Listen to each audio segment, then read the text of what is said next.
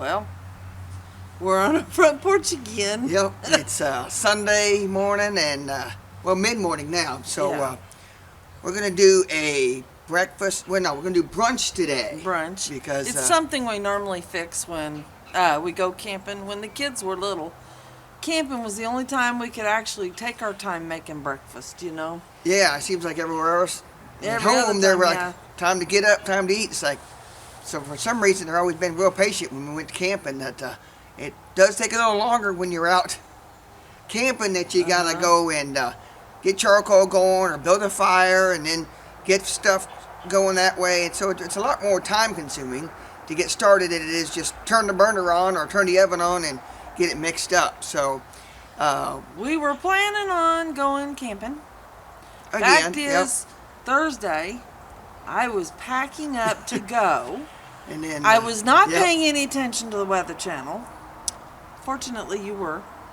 100% chance of rain. I think we wound up with, what, inch and a half of rain? Close to that. Yeah, it was over an inch before I turned the rain gauge back upside down because last night it got down right about freezing, and this morning it is right about freezing and spitting snow. And so I'm glad Wade watched the weather forecast because we wound up not going, as you can tell. We are still planning on going camping this winter sometime. Yep. So it seems like we get nice weather in the middle of the weekend, and by the weekend it gets bad, which is, I don't know, maybe that's just normal. Well, this next weekend they're saying it's going to be like 9 degrees. Yeah, it's going to be pretty cold, down in single digits at night and maybe teens in the day on Saturday or Sunday. So what are we fixing? We're doing breakfast. Cornbread Strata. Yeah, it's kind of like strata. Got this recipe out of Lodge Cornbread. They have a cornbread festival every April, isn't it? Every April or May down in Tennessee. Down in South Pittsburgh, Tennessee. Yeah. And we got this recipe. Wade and I, we used to demonstrate all over the state of Missouri. And we had this cookbook, and I'll be danged if somebody didn't think it was free and took off with it. Luckily, we can remember the recipe, so we're going to share that with you. All right, up. We'll get set up and get some charcoal going, and we'll be right back.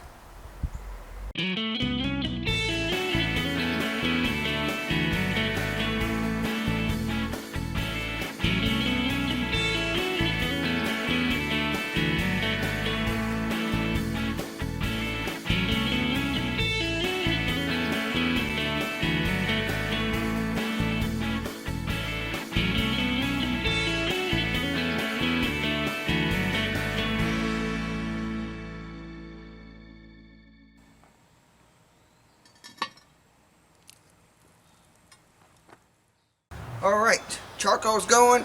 We've got our rack on top of the flue, and while the charcoal's cooking, we got our Dutch oven. We're going to use a 12-inch Dutch oven today, which is a Shadow 12 6-quart, and we're going to go ahead and start browning our sausage. So let me get my gloves out of the way so I can get in here. We're using about a pound of sausage. It doesn't matter what brand, as long as it's breakfast sausage. Yeah, that's right. And let's see. Go ahead and he does such a much better job of crunching that up. Now, this is a recipe that Leslie really loves, isn't it? Yes, it is. Eric don't like it very well. Normally, it's the opposite. Where we cook for Eric, and Leslie tolerates it. Eric tolerates it. This time, like I said, we got this recipe out of a Cornbread Championship for Lodge, South Pittsburgh, Tennessee. Yeah, they have really good. Every year they have a cornbread festival. Contest, and that's when they open up the foundry for tours. I think that's the only time of the year if you wanted to go down there and tour the foundry is during the Cornbread Festival. Unless you know somebody. We did. May. We went one September, didn't we? Or was it October? No, it was in September, I believe. A few we years took ago. my little Volkswagen down there. It was quite interesting. They didn't have the new foundry quite. Yeah, they just built a new, they were bigger building one. it. Yeah. So, all right, we're just gonna let that kind of cook along and brown for a few minutes. We'll come back and get it done and get on with the next item. Okay, now for this recipe, you need to have 1 cornbread mix that you mix up to package directions. That's all you do with that. And then we're doing 6 eggs because it makes quite a bit. So I'm gonna salt and pepper these and get them stirred up and ready to go.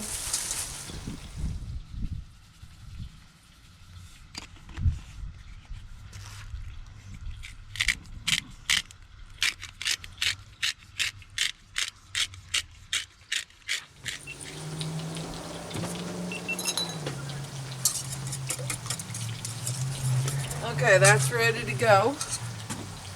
Sausage is getting brown, isn't it? Yeah, it's almost done. You know, Wade, we're using the Dutch oven. You took a nick out of it, and I think it's a good time to talk to folks about ways that you can hurt your Dutch oven. Yeah, let's see. We can get down here and you can see. Right here. Right there. Little Nice corner. little chunk. We were fortunate that that was all that broke. That was all we dropped, was yeah. that.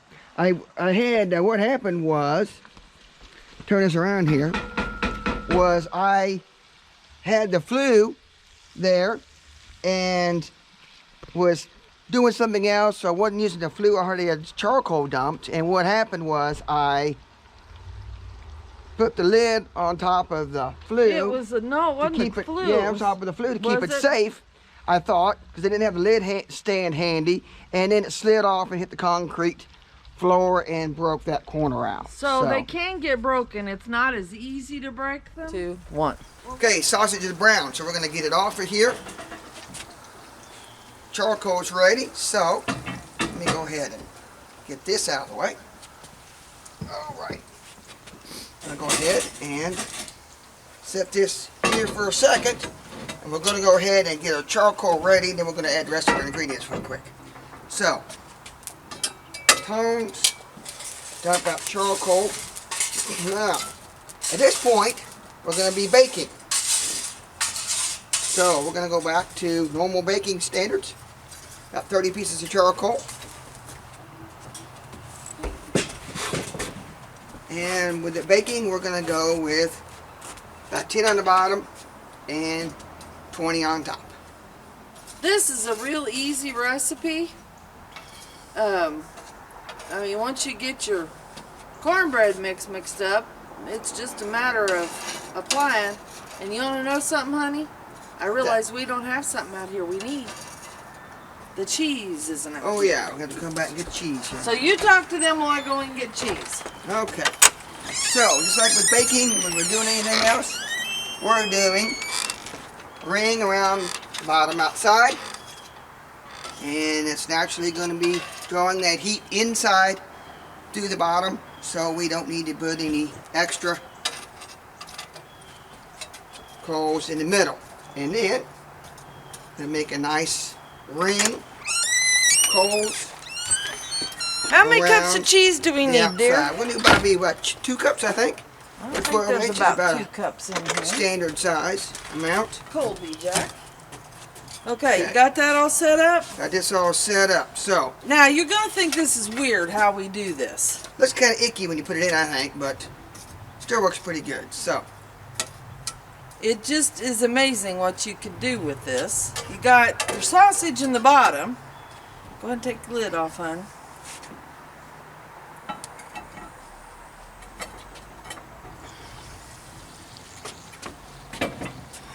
okay. And then we're going to pour this cornbread mix. We're going to put this as close to in the bottom as we can. Now you're going to think, well, shouldn't you put the eggs in first? Not the way the recipe read. So,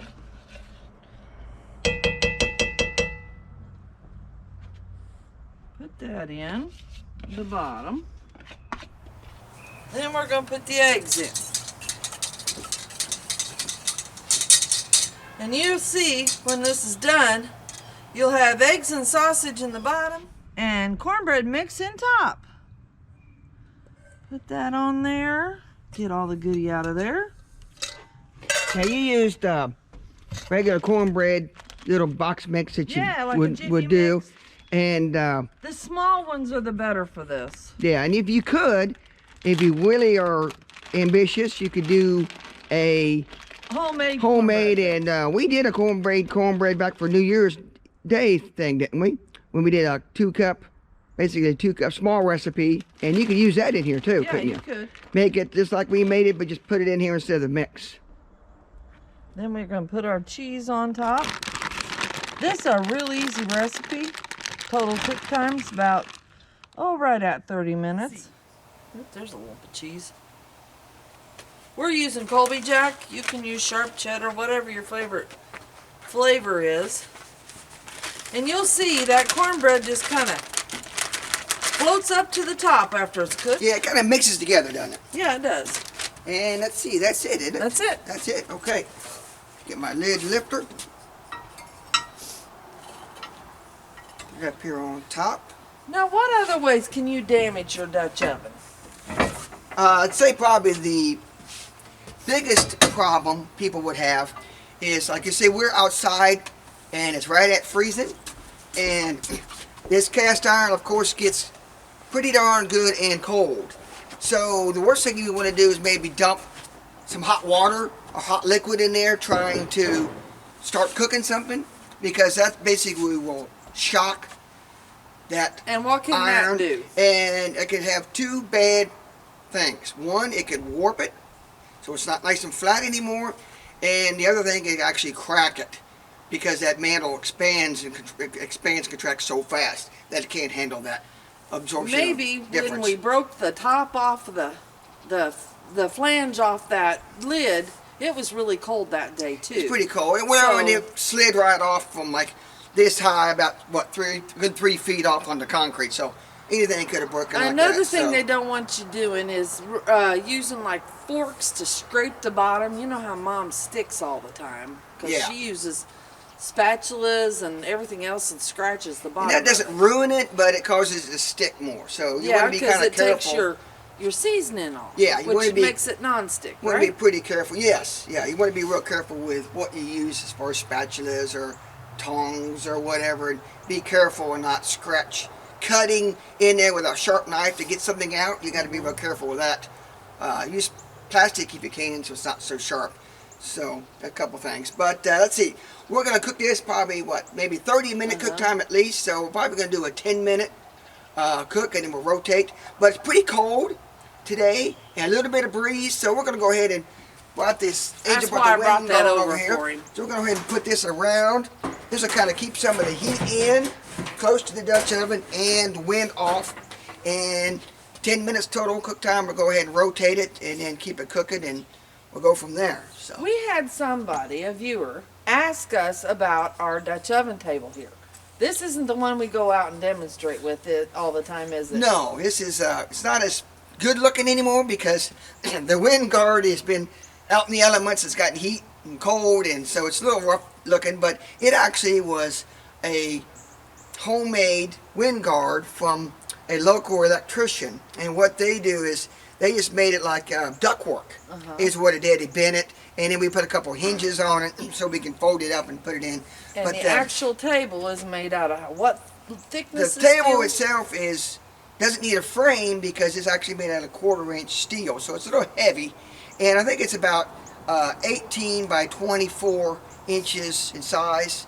That gives us enough room for 2 Dutch ovens, and then we use for the legs basically a 1/2-inch steel pipe.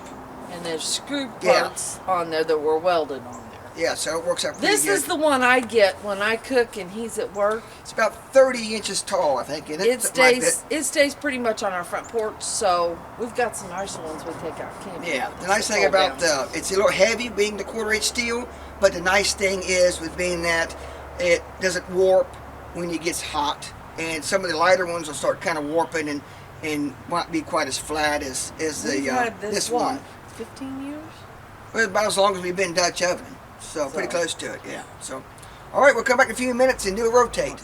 Okay, first 10 minutes is ready to go. We're gonna get the wind guard out of the way and give this a rotate. Couldn't you rotate that with the wind guard on it? Well, we currently can, but we're just going to do this so you all can see what we're doing. So lift it up so we don't mess up the charcoal. 1/3 of a turn one way. And then, of course, the lid, 1/3 of a turn in the opposite direction. And we're good there. We'll come back, rotate it again.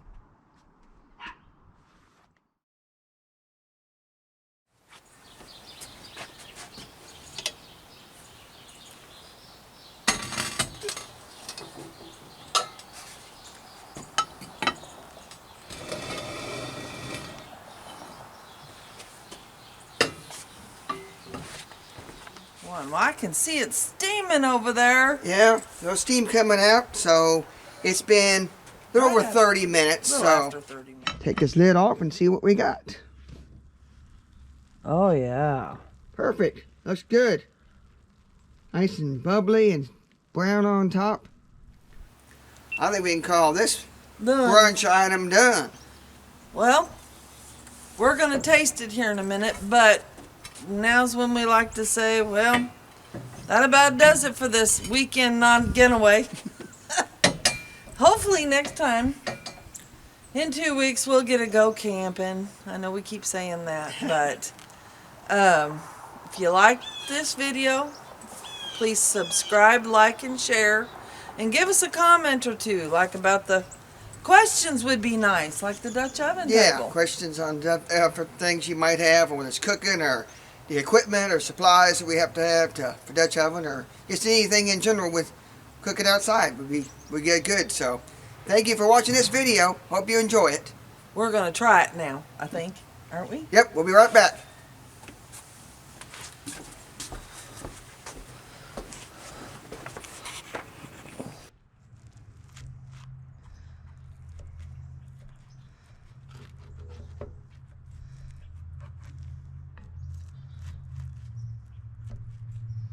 I'm not as good at cutting as that Wade is.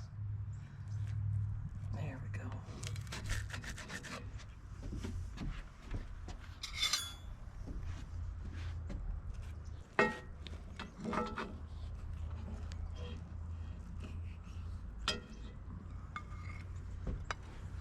See how it looks? Yummy. It's good.